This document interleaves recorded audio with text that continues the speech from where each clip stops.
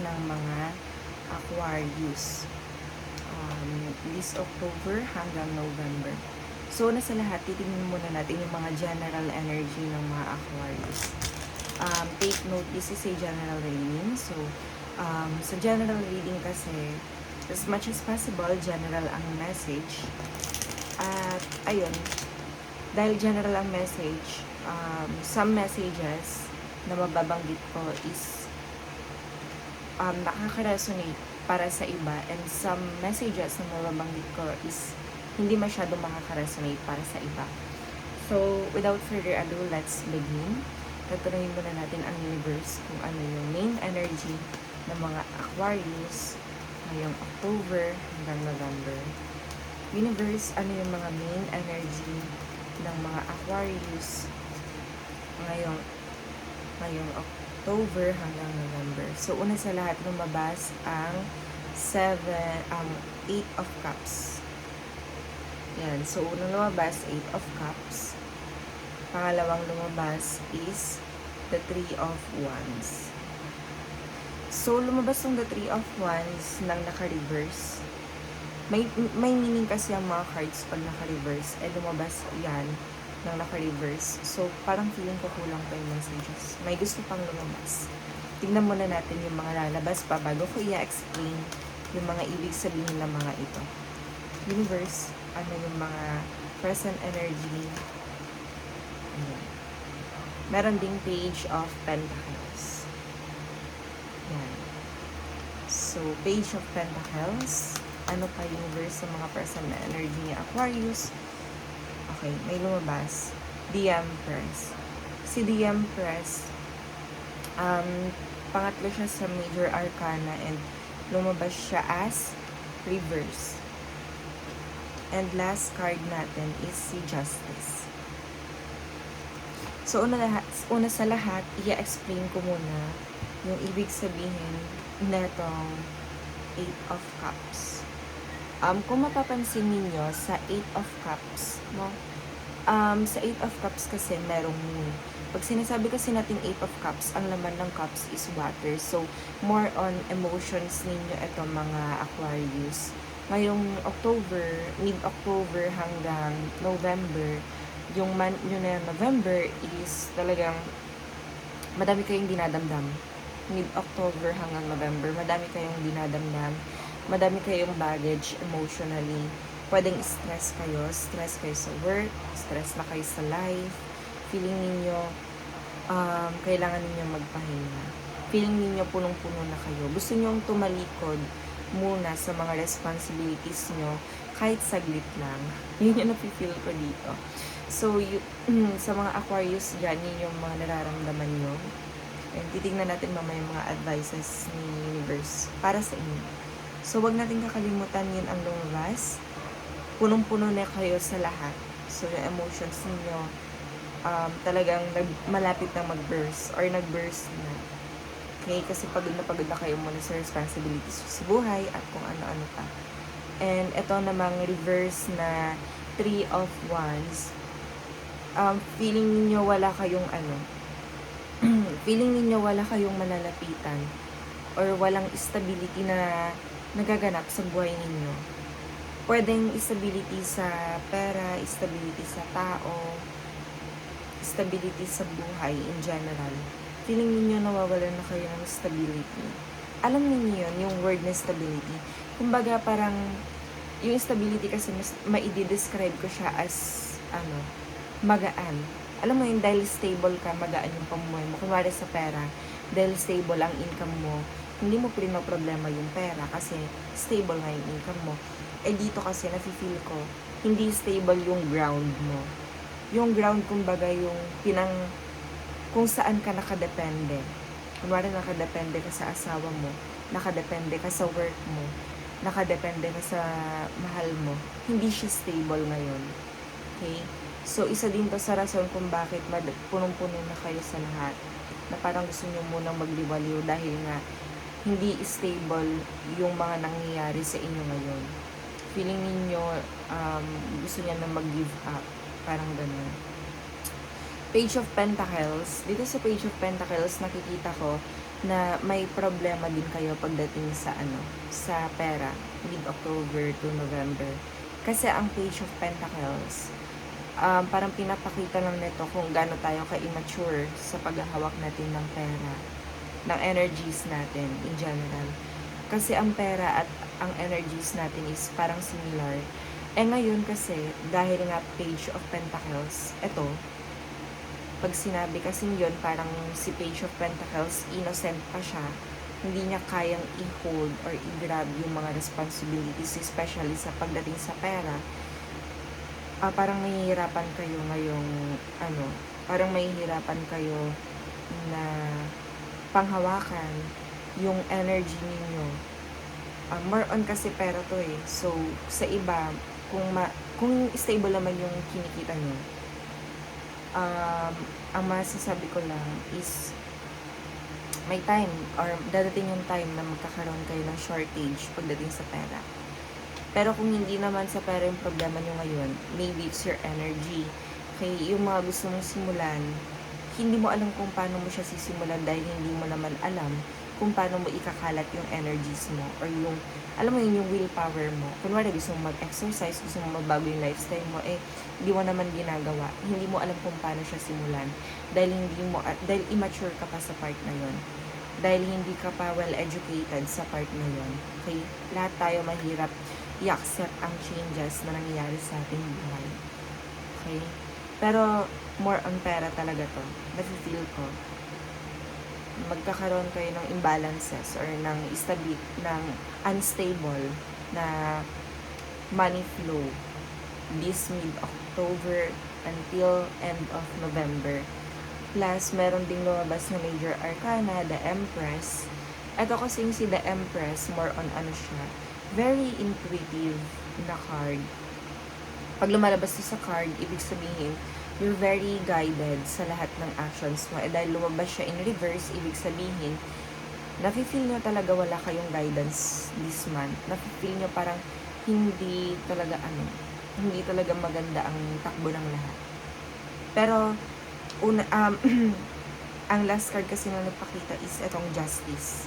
Major Arcana din siya. Yan. Itong Justice kasi, fair siya sa lahat. So, kahit na madaming nangyayari ngayong mid-October until November, sa lahat ng mga stability, sa lahat ng mga problema nyo, sa lahat ng nararamdaman nyo inside, kahit gusto nyo na mag-burst, kahit gusto nyo na iwanan yung responsibility, meron pa rin humahawak sa inyo. Kumbaga, meron pa rin kayong pinanghahawakan para lumaban. Si Justice kasi fair siya. Okay? Ayaw nyo magpaka-unfair sa buhay. Alam niyo yun, sa larangan ng buhay, mature kayo.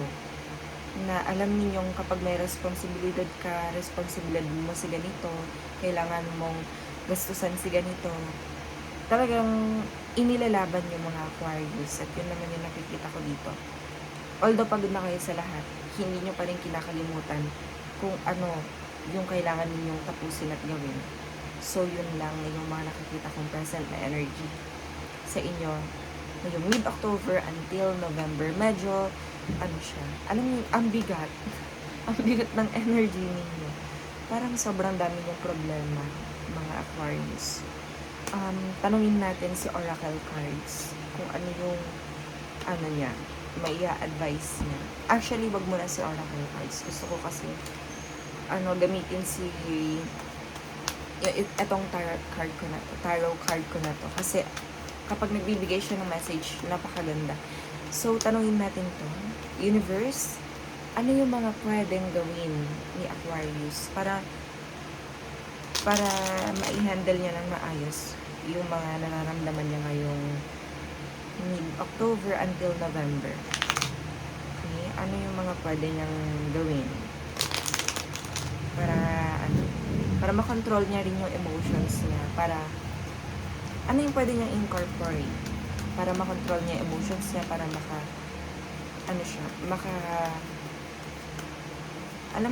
makalagpas sa ganitong problema hanggang November. Ang dami lumabas na cards. So, unang lumabas na card is to? King of Swords. Wow. Magandang ibig sabihin ng King of Swords. Ano pa? Universe, ano pa? Parang kulang. Okay.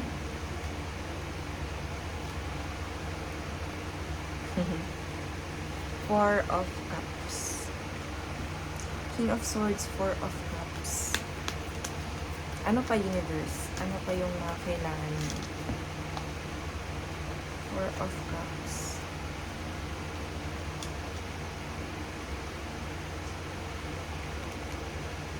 Ten of Cups. At Knight of Cups. So, kung mapapansin nyo, sa mga lumabas na advices sa inyo ni Universe, mga Aquarius, puro ginamit niya dito is puro cups. Okay? 3 cups ang lumabas dito. Ang ibig sabihin ng cups, uulitin ko, is more on emotions.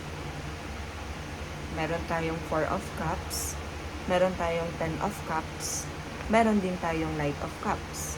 Tapos, ang unang lumabas dito is King of Swords. Dito sa card na to, sa King of Swords, ang ibig sabihin lang nito, ina-advisean kayo ni Universe na patatagin ninyo yung sarili ninyo mentally. Okay? I-prepare ninyo yung sarili ninyo mentally na dapat ready kayo sa lahat. Alam niyo yung ready kayo, hindi man physically na ready kayo na malakas kayo, ganun. But malakas kayo mentally. Strong kayo. Alam niyo yun? Alam niyo yung kapag pagod na kayo, may nagmo-motivate sa inyo, may kumakausap sa inyo, walang iba kundi yung perception ninyo or yung utak ninyo. Dapat ganun kayo lagi kasi feeling ko, may dumating sa akin na parang message na nafe-feel ko na kayo mga Aquarius kasi pag nagkaroon kayo ng problema, nag-give up na kayo agad. Wala kayong self-motivation, wala kayong parang inspiration, self-motivation inside na dapat magpatuloy kayo. Alam niyo yung pinaka-importanteng motivation is yung self-motivation. Kasi dadating at dadating yung time na ang kailangan mo lang asahan is yung sarili mo. And ngayon, kapag may tinatawag ka or pag sina-self-motivate mo yung katawan mo or yung sarili mo, yung utak mo, syempre, patuloy kang lalaban kahit mag-isa ka na. Bukod pa doon, dito kasi sa Four of Cups, mapapansin niyo yung lalaki, 'di ba? Yan. Hoy, mag-focus ka. Mapapansin niyo yung lalaki, 'di ba? Basta sa card na to, makikita niyo yung lalaki, nakafocus siya sa mga card na to. Ay, sorry, sa mga cups na ito. Pero hindi niya nakikita to. Kung mapapansin niyo, parang kung i-apply natin to sa buhay ninyo, kayo kasing mga Aquarius, hindi nyo nakikita yung emotional na emotional na blessings na meron kayo ngayon. Emotional blessings sa family love man yan, friendship love, pwede rin sa karelasyon. Hindi nyo nakikita yun. May ina-after pa kayong iba, may ina-after pa kayong feeling. Pero advice ni Universe, huwag kayo mag-focus sa ina-after ninyo. Mag-focus kayo sa kung anong meron kayo ngayon. Okay? Same din dito sa card na to. Nagfo-focus sila, masaya siya kasi meron na siya. Or appreciated niya yung kung anong meron siya ngayon. Dapat ganun yung mindset ninyo. Yung mentality ninyo ngayong mid-October hanggang November.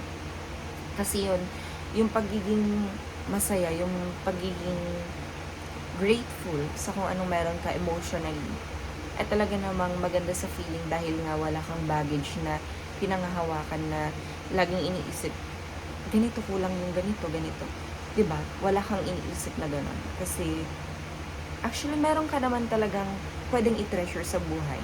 Okay? Kung may gusto kayo, gustuhin nyo lang yun at hintayin nyo lang. Dito na papasok si Knight of Cups. Okay? Si Knight of Cups kasi, alam mo yun, free-flowing lang siya. Hindi siya nagmamadali sa lahat. So, isa din yung na-advise sa inyo ni Universe, huwag mong madaliin ang lahat. Kasi, kung para sa'yo yan, darating yung time na makukuha mo yan. Okay? Kung di para sa'yo yan, wala tayong magagawa doon. Yun lang yung nakikita ko dito. So, yun lang yung kailangan mong gawin. Kailangan mong mag-focus sa gratitude. At kailangan mong ayusin yung mindset mo. Kasi, medyo na-stress ka dahil sa mga nararamdaman mo at iniisip mo. Connected lang naman yung iniisip natin sa nararamdaman natin. kung ano yung iniisip natin everyday, kunwari puro negative, puro kasamaan, kasuklam-suklam, yun yung mafe-feel natin. Mafe-feel natin yung kasamaan, yung kasuklam-suklam, ganyan. As above, so below, as within, so without. So, yun lang yun lahat. Ayun lang yung mga yun lang yung mga nakita kong message sa inyo ng universe ngayong mid-October hanggang November, hanggang matapos na yung November. So, kung nagustuhan niyo yung video na to, mga Aquarius, paki-like naman. And kung gusto niyo ipagpatuloy ko yung pag-reading, paki-subscribe na rin ang ating channel para lumaki naman ito. Yun lang, maraming salamat.